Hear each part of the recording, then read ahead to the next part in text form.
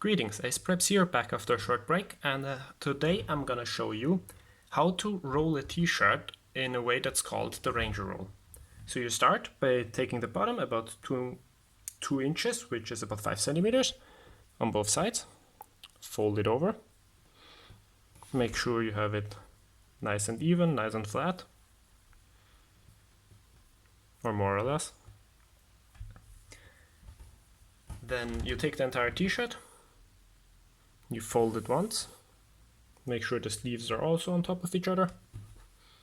So you have that, you fold in the sleeve so that it's a straight edge here, and then you start rolling. So you roll from the top, make sure it's nice and tight.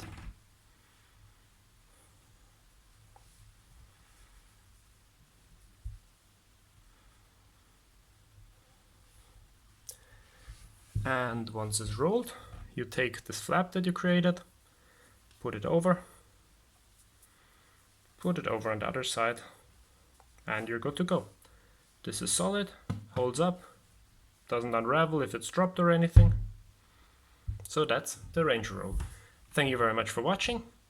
If you would like to see more similar content, check out my channel, and I wish you a nice day.